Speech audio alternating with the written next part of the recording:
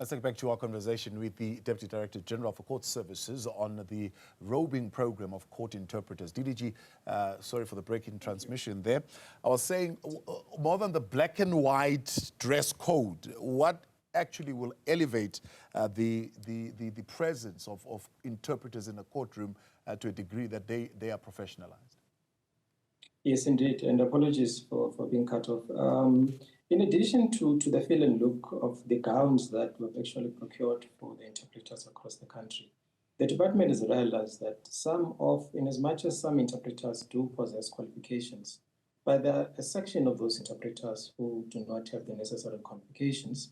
And part of the efforts of the department going forward is to ensure that we professionalize the interpreting as a profession, the interpreters to be a profession, to register the interpreters with institutions of higher learning, for them to actually obtain the necessary qualifications. And of course, the biggest issue which some of the members of the public have raised is issues around the ethical conduct of interpreters. We have seen instances in some courts where interpreters are accused of not doing their work properly. Some of them have been accused of not of leaving their post while the court hearings are still ongoing.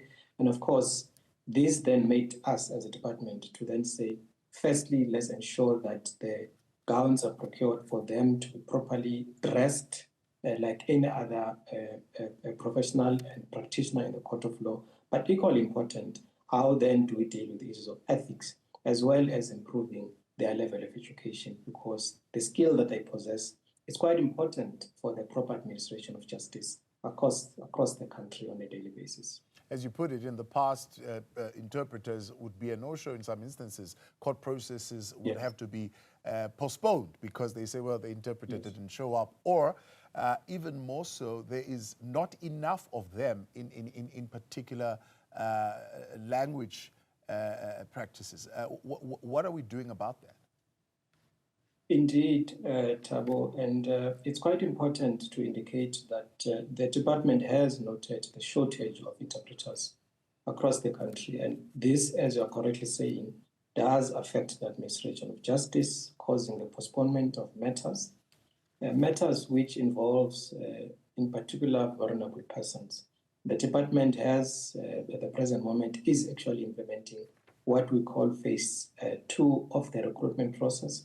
And this in the main means that there's a number of positions in the various provinces, vacant positions, which have been advertised, and the department is currently in the process of filling those positions, which then will then strengthen the criminal justice system in ensuring that the issues that relate to the postponement of cases are issues of the past. And of course, the issue of languages, we are currently using some casual interpreters, as well as foreign language interpreters. But in the main, the cost of the foreign language interpreters has been exorbitant for the department.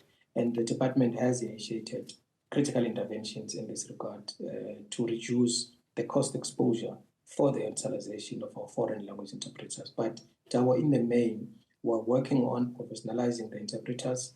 We're also working on filling the vacant positions in the various provinces where we've established that there are vacancies. Charles Mohalaba, appreciate your time. DDG for Court Services.